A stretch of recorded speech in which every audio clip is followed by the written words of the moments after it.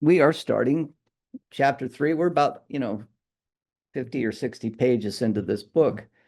Before we get started, are people have any comments or questions, insights they've had while reading this? I know I've enjoyed it.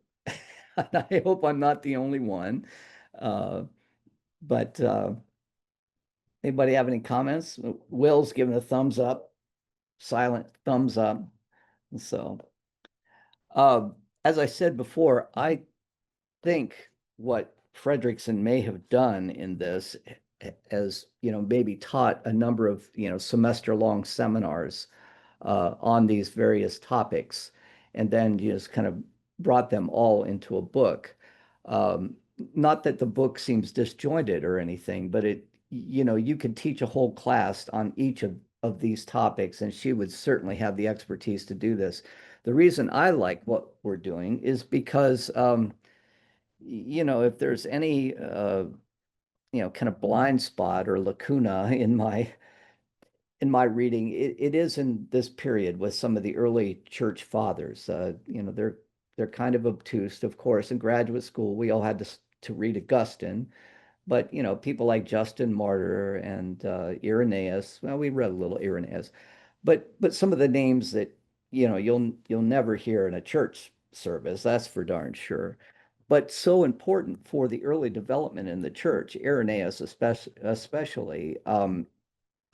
These are the people who are taking a fledgling religious tradition that's just broken away from the Jewish synagogue in most places, while there were still other Christians, you will remember, who, up until, the first and second century, were still practicing Judaism and observing a lot of the Jewish laws and Jewish holidays and things like that, holy days.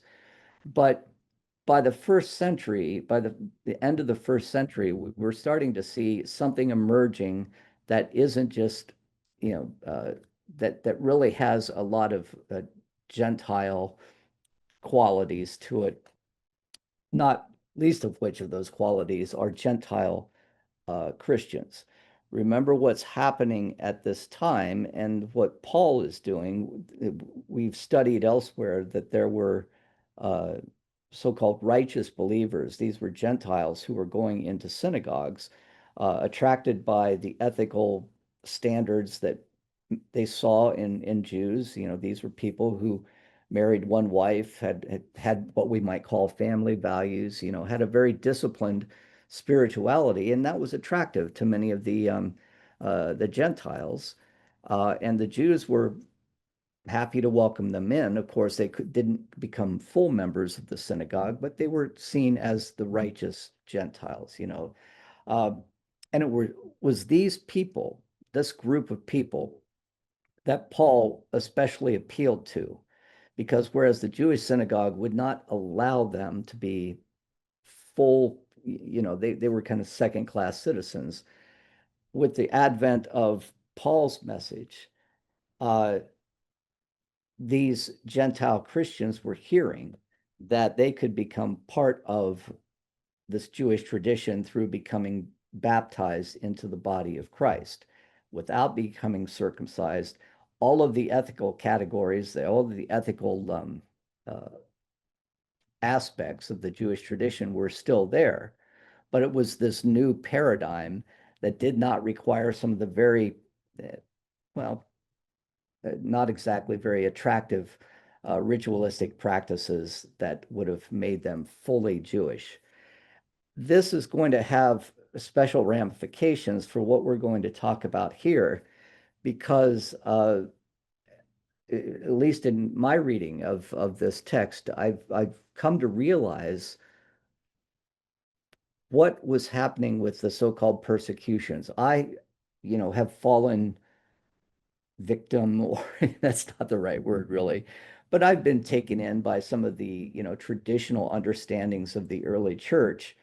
And what Fredrickson does is explains to us what, what was seems to have been going on. She raises questions about the so-called persecutions of Christians in the first and second century, especially.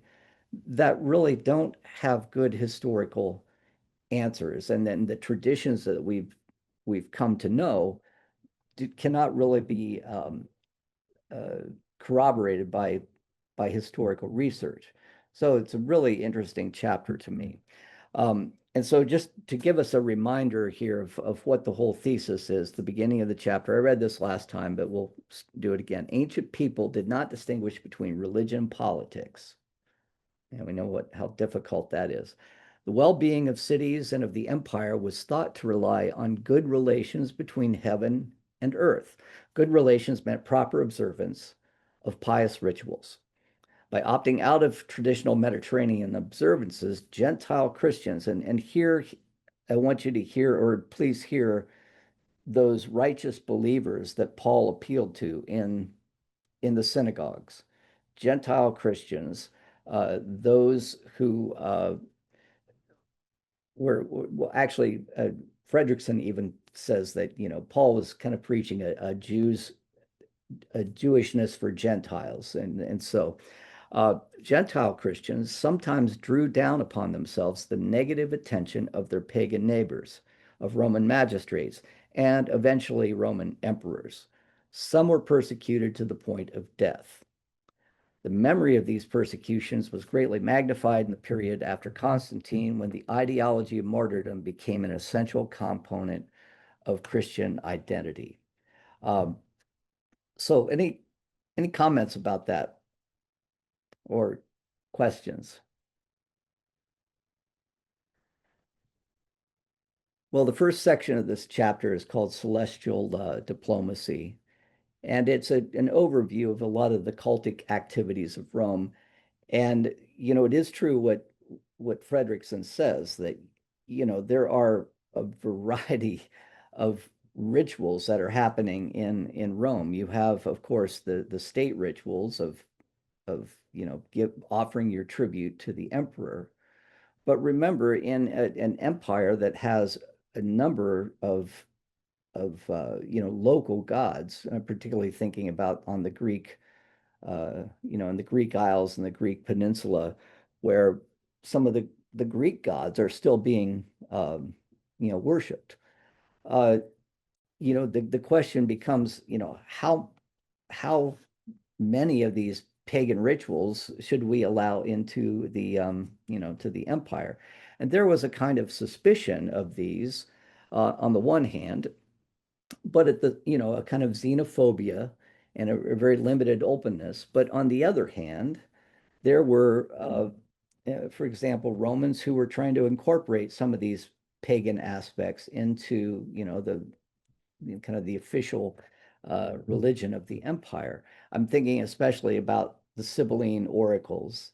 The Sibyl, who would be consulted, would go into this cave, and some believe would inhale. In fact, the research now suggests that this cave had a vent in it that gave off fumes of nitrous oxide, and the Vestal virgins the Sibylline oracle would go into this cave and then become overwhelmed, and she would, give these oracles. Well, this was still, kind of attractive to the Romans, and so that writing, a lot of these oracles would be written down. The Sibylline oracles are referred to, and so there was that aspect that they said, yeah, this is pretty cool. We should consult this every now and then. But at the same time, there was a kind of xenophobia. The same kind of Greek tradition of Dionysius, the god of wine, who would inhabit spiritually the bodies of people who consumed that sacrament, uh, got so out of hand in Rome that at one point it becomes outlawed. These Bacchanalian festivals. So there's really doesn't seem to be much of a rhyme or reason what's going on. But the one thing that's essential to Rome and maintaining an empire, and this is so relevant to us today, is this idea that there has to be this balance between the earth and heaven. Think in terms of, for example, of the Confucian idea, Confucius writing in the 6th to 5th century BCE, came up with this philosophy that, as above, so below. If all is well with heaven, and then the emperor below, who is called the son of heaven, must govern according to the dictates and according to the order of the universe. And there are various ways to find out this order of the universe. A lot of it involved, kind of, throwing of lots and things like this. Um, but this idea seems to be an idea that's present even to this very day. Uh, and certainly was there in Rome. Uh, Almost to the extent where the Roman emperor is referred to as kind of the high priest, the high political priest of the empire itself, the so-called Pontifex Maximus, or the high, literally high priest. Um, Let me read that for you. Um, Come on the right page here. The ancient city, like the ancient empire, was a religious institution. Governance was itself a religious activity. Urban elites charged with leadership functioned as priests.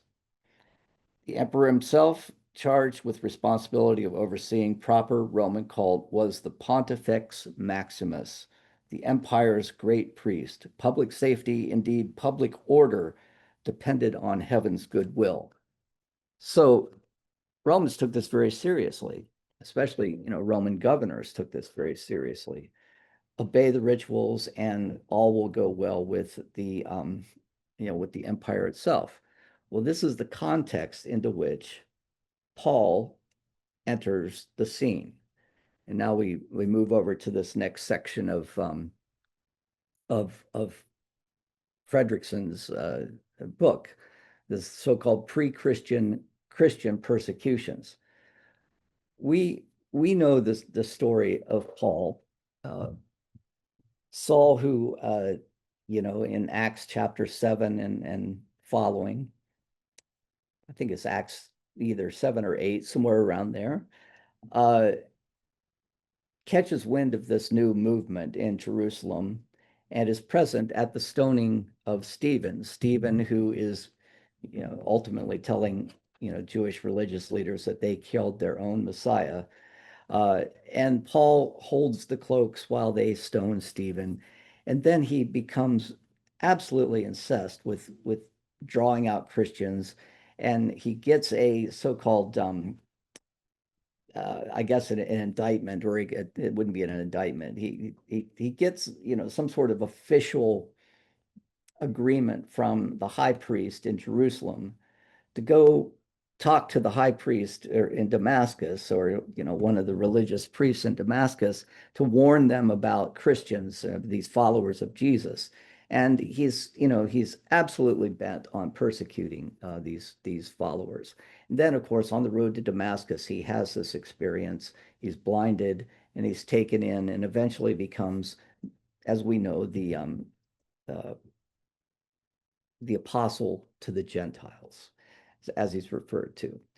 Um, it's all very interesting that Saul the persecutor, we take this story in, but there are some discrepancies between what we read about in the Acts of the Apostles, remember, being written maybe 40 years after, 30 to 40 years after the death of Paul, in around 62 of the Common Era, written by Luke.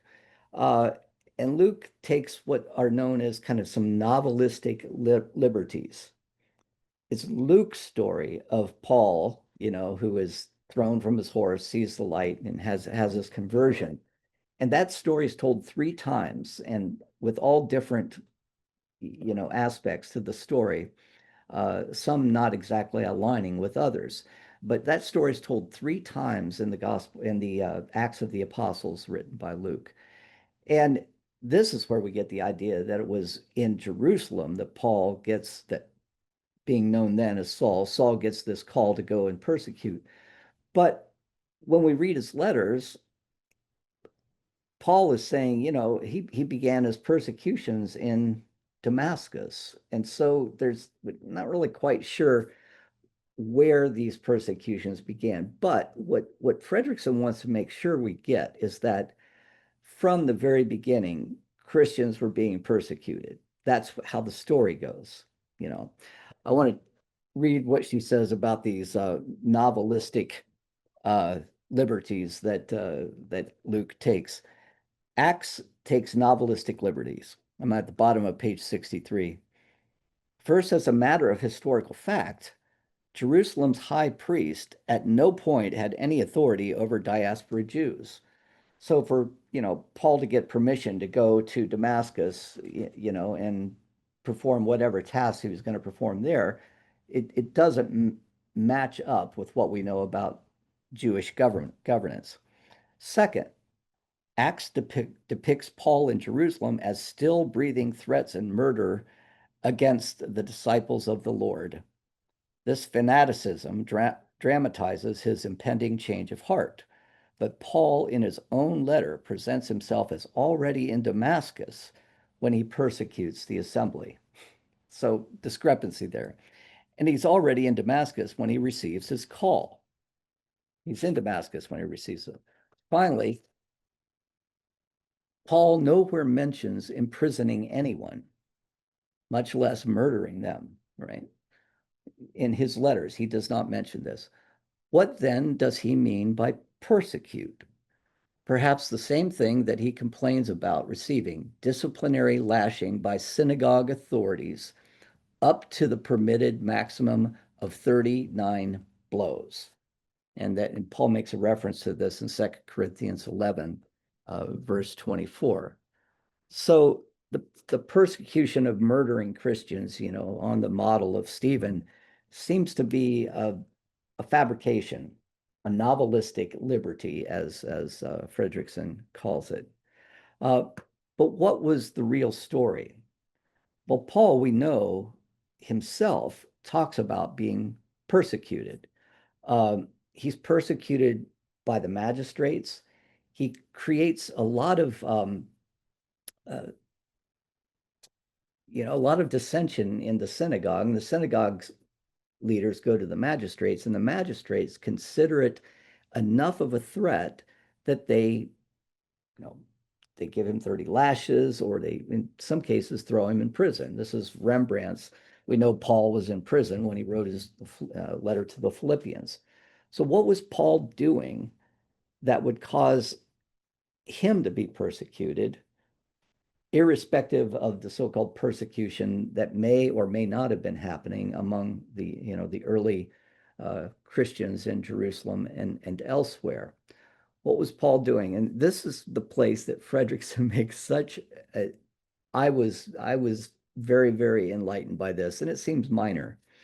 But what he was doing is he was taking good Roman citizens, Gentiles, who were observing the Jewish laws in the synagogue, these so-called uh, righteous Gentiles, but were also participating in the prescribed Roman rituals that kept the balance between heaven and earth intact, right? This was just part and parcel of the culture. The Jews were okay with it. They knew that pagans, did this kind of thing, and they were not as adamant about, these righteous Jews worshiping only God, because perhaps they were part of the culture too that believed, there needed to be this balance between heaven and earth. Along comes Paul, and Paul's got a particular message. The world is ending very soon.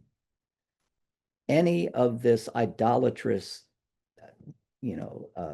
worship that happens in Rome, that happens with you sacrificing to gods other than the one true God, will only bring the wrath of God upon you. You must be dedicated to the sole worship of God in good, Jewish fashion, right?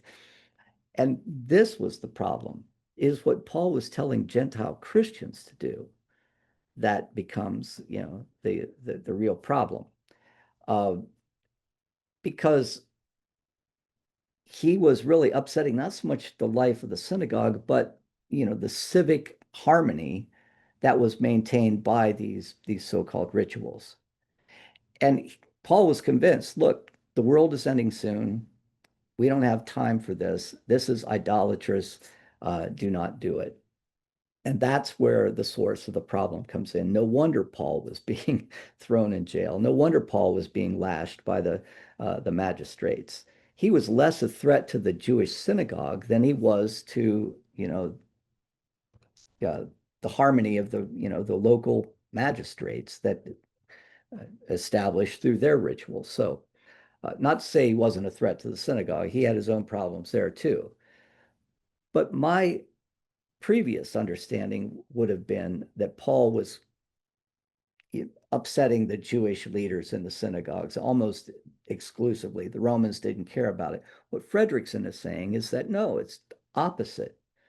Paul was upsetting the order of the day, the political order.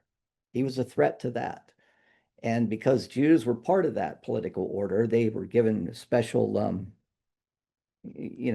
privilege to worship as they did. Then he, through threatening the political order, was also threatening their order as well. So let me stop and see if there are any questions about this. I know it's probably a long explanation of what Fredrickson was saying, but I was really taken by the insight. Any thoughts on this? Dan, Yeah. I think political science people might say, and what's changed? I mean, the fundamentals of, this infighting over uh, who's disturbing whom um, is still with us today. Right. Right. And the idea, I can't help but think of the idea of the Pontifex Maximus when it comes to, the Christian nationalism that we're establishing here. There's something that's so ingrained into our consciousness or our unconscious, excuse me, that that there is this religious obligation we have to maintaining the order, and that order means regarding the high priest of our society with all of the uh, you know all of the oh gosh, what's the word I'm looking for? Respect, I guess, that is due.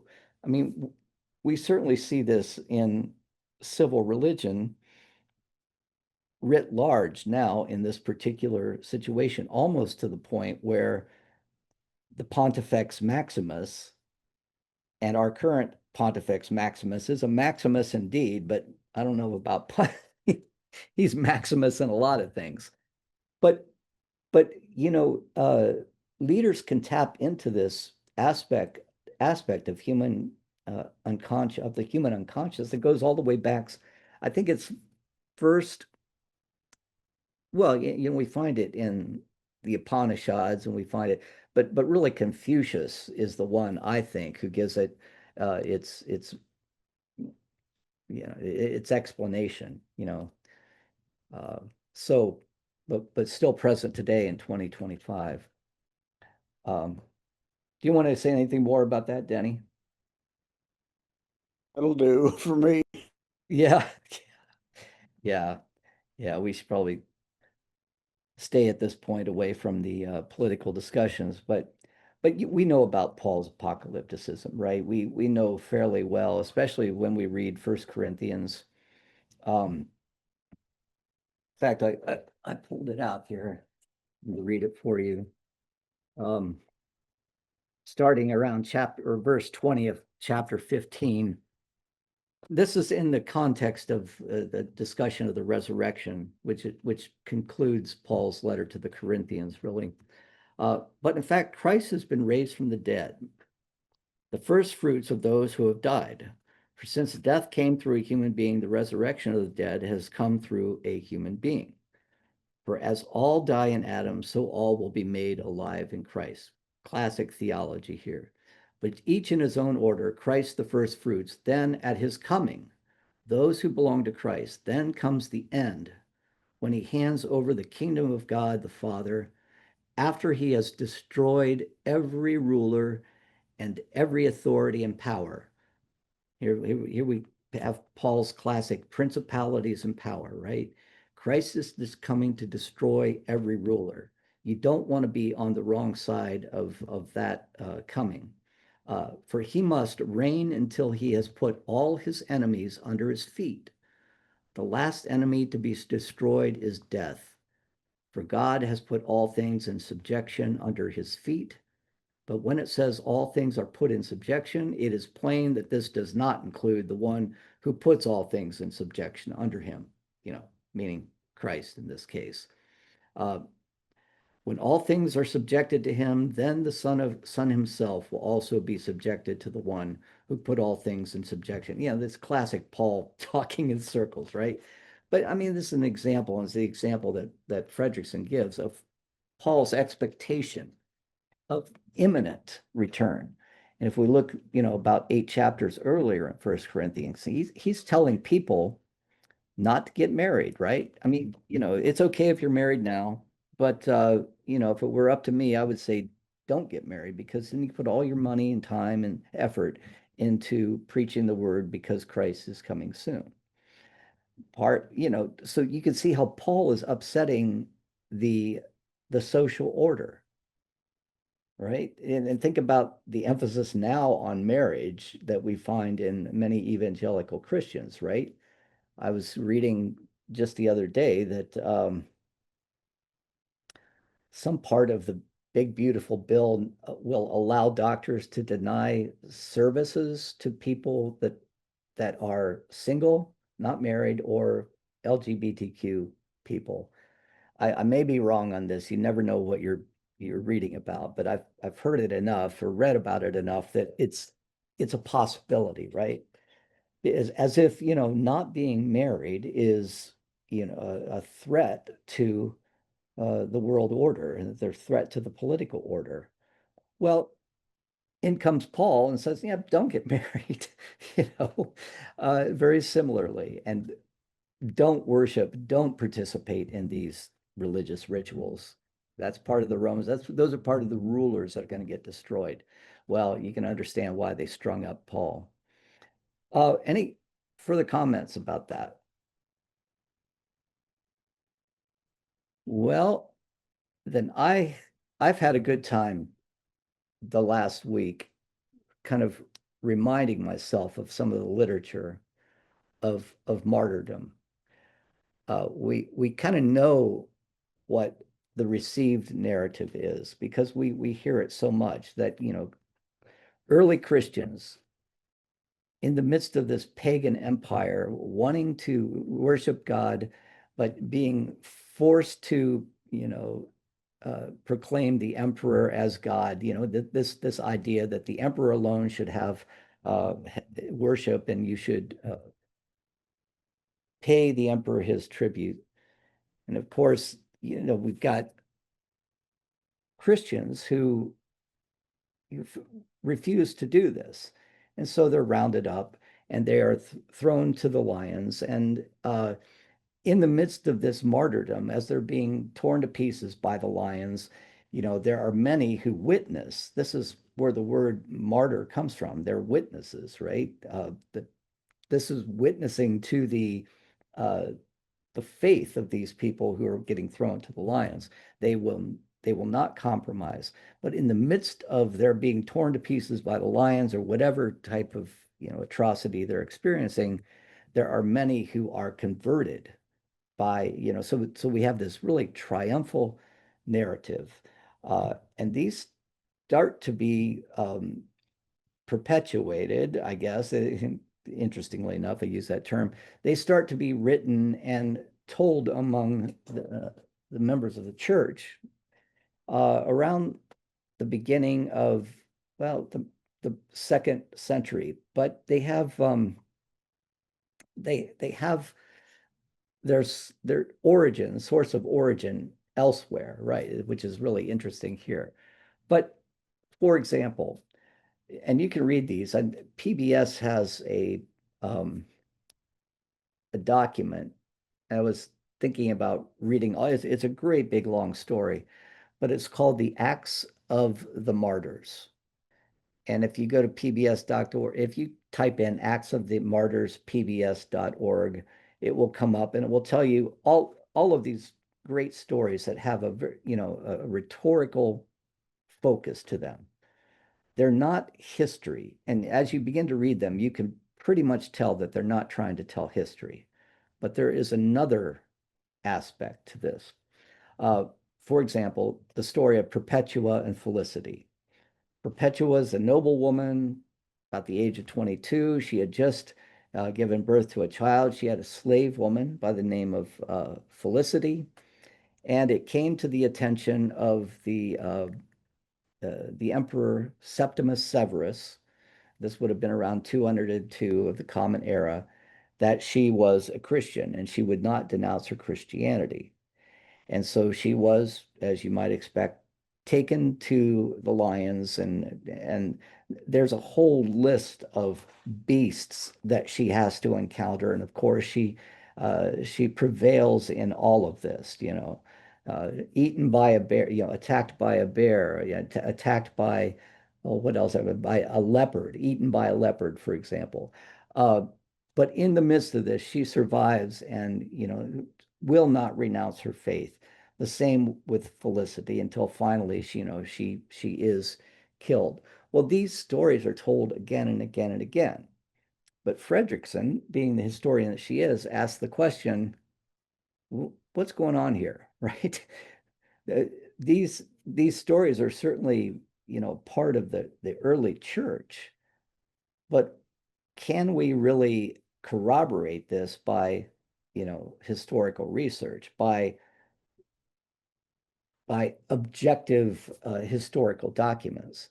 And when it comes right down to it, we really can't. We have internal documents, but the objective documents have very little to say about persecution of Christians. Probably the one that we know best was the persecution of Christians under Nero. Nero, who is believed to have been the emperor who executed both Peter and Paul. But we have a historian by the name of Tacitus writing well after the fact, I think around the beginning of the 2nd century, talking about Nero's persecution of Christians. And what Tacitus tells us is that Nero uses Christians as a scapegoat. Part of that Roman xenophobia, they are the others. But the reason he executes them is not because they're Christians, but because they're arsonists. They, the Christian story is, well, they were being persecuted for their faith. But what history tells us, or at least what Tacitus tells us, that the real crime here has nothing to do with their superstitio, but with their illegal activity of burning down Rome, of being the scapegoats for Nero's burning down Rome. But we know there was something that was happening. We don't have a lot of historical evidence. We do have references in the book of Revelation that we've read several years ago, right, about the whore of Babylon and the blood of the martyrs. It's not really clear, though, about the dating of that book, says Fredrickson. We don't know what persecution this refers to. And then there's a later historian by the name of Pliny the Elder. I can't remember if there are two Plinys, Pliny the Elder and Pliny the Younger. But we can make reference to a letter that's sent to the Emperor Trajan around 110 of the Common Era about Christians who would not renounce their faith.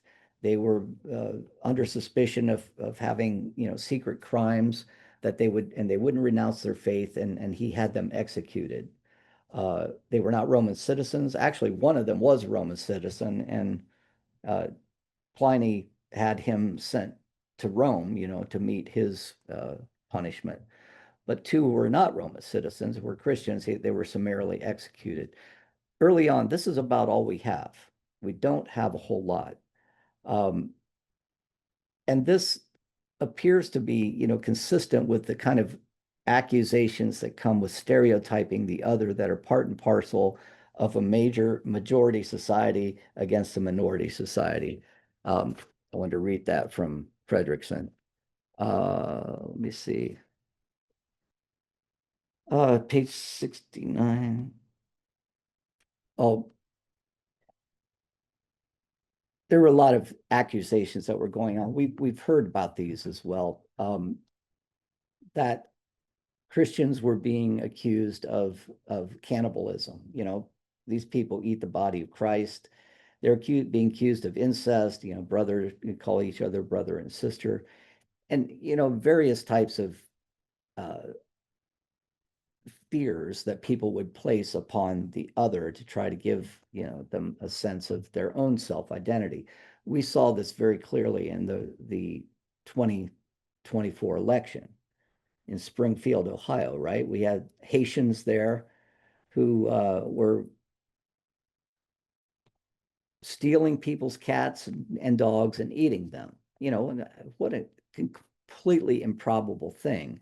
But there were enough people who were jumping on that bandwagon, right? So this kind of stereotyping was going on with Christians at least by the beginning of the second century. But were they being executed because of it? Not really clear. What we see here, and I'm at the bottom of page 69, second to the last paragraph. What we see here, however, is another version of the accusations common in ethnic stereotyping, wherein different groups of foreigners, Egyptians, Jews, Persians, Germans, were similarly characterized in Rome. The Persians were characterized this way. The Jews were characterized this way. Germans were characterized this way. It wasn't just Christians alone. These tropes presented an all-purpose way of saying, unlike us, you are morbidly antisocial and uncivilized. We don't like you. Such detailed accusations occur only in Christian sources. Uh, Indeed, Christians also accused each other of such enormities. Justin, disavowing such behaviors for his own group, comments whether they, other Christian groups, do those shameful things we do not know. Perhaps then some of those bringing accusations against one group of Christians were Christians of another type, of another stripe. So we do know that there was some suspicion of Christians, but this whole idea of persecution is really hard to pinpoint historically.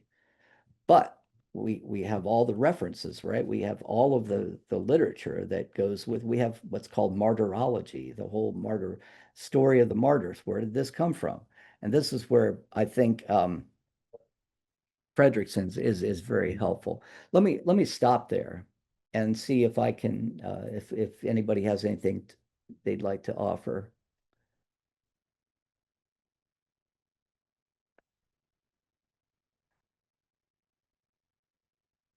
In the Roman Catholic tradition, I know of little kids who around the age of 6, 7 or so, they treat the martyrs.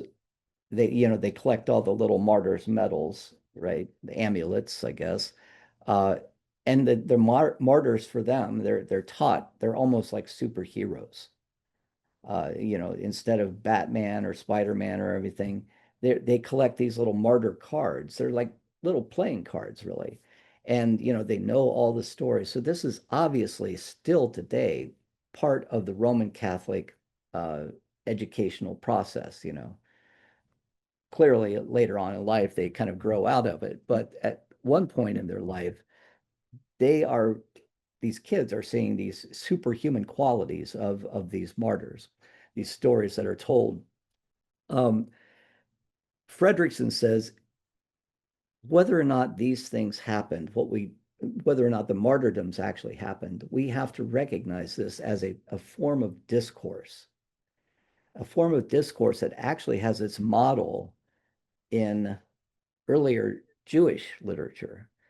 Uh, you might remember during the second century before the Common Era, uh, in 167 to be precise, when Antiochus Epiphanes, desecrates the temple. And they're under the rule of the Syrians. The Jews are under the rule of Syrians in Jerusalem, and they are being made to sacrifice to the emperor, or to Antiochus Epiphanes. And there are all these stories about people refusing to do this.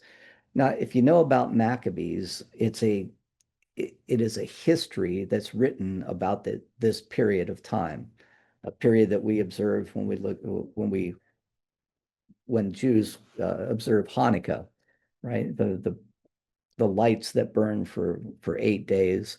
And if you read the stories themselves, so First Maccabees is just basically a history, right? Now this happened, and then this happened. But then you start getting the second and third and fourth Maccabees, you see this progressing martyrology that develops, and more of a reflection, a mythological reflection on the historical events that are related in First Maccabees. This happened because God was doing this. This happened. Well, the one place where um, this martyrology seems to have, gotten its source is in the early Jewish literature. For example, the one that you would know best, or we would know best, is the book of Daniel. The first 7 or 8 chapters of Daniel, at least, where he's thrown into the lions because he will not, worship Nebuchadnezzar, Nebuchadnezzar's God. He maintains his faithfulness, and he comes through all of these miraculous events. The lions don't eat him. Shadrach, Meshach, and Abednego, they get thrown into the fiery furnace. This is martyrdom that's happening in the 3rd century. And if you read second Maccabees chapter 7, you get the same kind of story. And I'll just read 6 verses here or so. The martyrdom of the 7 brothers. It happened also that 7 brothers and their mother were arrested and were being compelled by the king under torture with whips and thongs to partake of unlawful swine's flesh. One of them, acting as their spokesman, said, "What do you intend to ask and learn from us? For we are ready to die rather than transgress the laws of our ancestors." The king fell into a rage and gave orders to have pans and cauldrons heated. These were heated immediately, and he commanded that the tongue of their spokesman be cut out, and that they scalp him and cut off his hands and feet, while the rest of his brothers and mothers looked on, etc., etc. We can go on and talk about how gruesome all of this is, right? This is precisely what you're going to read about in the martyrologies, right? The stories of the martyrs. Fredrickson calls them communal performances of memory. Not so much historical events that happened, but rhetorical events, you might say, that are used for the purpose of reinforcing Christian belief, especially, serving or living as minorities in the majority Roman Empire. But ironically, these things persist even after Constantine becomes emperor. You can see probably one of the most famous martyrs is this picture of this man that I have here known as Sebastian. I just thought I'd tell you, since I'm about to retire, I'll tell you my little story about, every saint has a group of people for which he's the saint. For example, Saint Michael, the archangel Michael, is the patron saint of policemen, for example. Sebastian is a patron saint of soldiers, I believe. But here in my job as an associate dean, on which I'm getting things thrown at me from either side, we call Saint Sebastian the patron saint of associate deans, because if you see here, he's got arrows sticking in him that are coming from every side. from the administration side as well as the faculty side. The story of Saint Sebastian goes that he was during this martyrdom of the Christians, he was a secret Christian and he worked in the Praetorian Guard. He was actually the leader of the Praetorian Guard. And he served the emperor, but secretly worshiped as a Christian until one day, and this would have been under uh, the, the persecutions that began with Emperor Diocletian around 286 or so to about 305. 284 to 305 is when Diocletian was the emperor. Uh, but he's found out and he's tied to a tree, and he is, because the soldier that he was, all of the soldiers under him are commanded to shoot him with their arrows. And so you will see the image here of Sebastian. That now the fantastic part of the story, the fantastical part of the story is that they leave him for dead, for his body to be eaten by crows and dogs and things like that, but he survives. And he later comes back and he goes to Diocletian and preaches that Diocletian needs to give his life to Christ, to use that or so.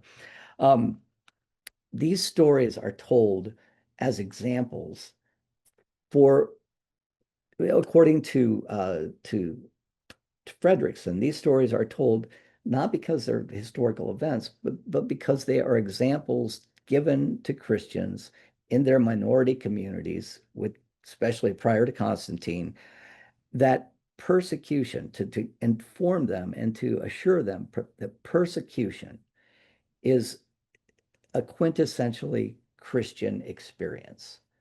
That if they're being persecuted, they can be assured that they are on the side of God. And I'll just conclude with this quote of Fredrickson.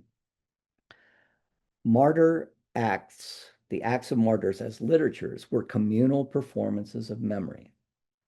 They were read aloud in commemoration of the martyr's death. They did ideological work, both constructing and presenting idealized exempla of Christian identity. Again and again in these stories, the hero insists, I am a Christian. And if you read Perpetua, the story Perpetua that I told you about, story of Sebastian, that is the mantra over and over. I am a Christian. I am a Christian. And as if to set up the quintessential response, right? These writings represent less a report of actual events than a narrative teaching device. They were narrative teaching devices, articulating a social identity that created a neat and unambiguous distinction between pagan and Christian. They also provided a way to understand persecution as the quintessential Christian experience, one literally embodied in Jesus. So now we're only about halfway through the chapter, but these spectacles of death would have been spectacles that many of the Christians living in the Roman Empire would have known about. And interestingly, I think some of the early fathers had their hands full trying to keep the Christian flock from going to these great entertainment events, in the Colosseum or wherever, and often were writing against them, not because of the the blood and gore that was happening there, but because their followers, the Christian followers, were being taken away from their faithfulness to the church alone. And so Fredrickson mentions that. I didn't really emphasize it that much. So any comments about this? This brings us precisely to page 73, 74, somewhere.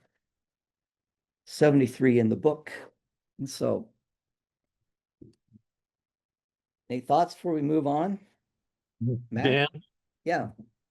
before we sign off, I wanted to suggest that we should take a moment to either literally or figuratively pour one out for our friend Walter Brueggemann, who Oh. passed away a couple of days ago Oh, I did not realize that. at age 92. And, Oh, you know, we've read a couple of his things. yeah. I noticed when I was reading his obituary in the New York Times that his major work, which is called The Prophetic Imagination, Yeah. was published in 1978. And that would Yeah. have been after my period of actively reading some Yeah. things. So, but I have really been impressed with the small amount of contact I've had with his writings. And I think the book that we did on And possessions, economics. Yeah. Yeah. it was excellent. Yeah. So anyway, I think we ought to take a moment to remember him, fellow Nebraskan and all that too. Right. Um, you know, prophetic imagination, I taught that in the prophets class that I taught at Hastings College, and every student who read it said it was the best book that they'd ever read in college. It's that good. I mean, he lays out the whole idea of I he's got a kind of a typology that's very easy to remember, which obviously I can't remember. It's been but it's been many years since I taught it. But you all have not read that here? I have not. Oh boy, oh yeah, it's Well, wonderful.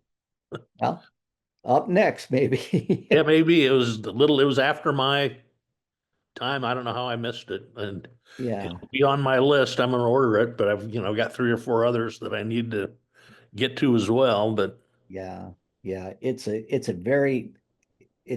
well organized and very well laid out and well reasoned uh, thesis that he has in the book.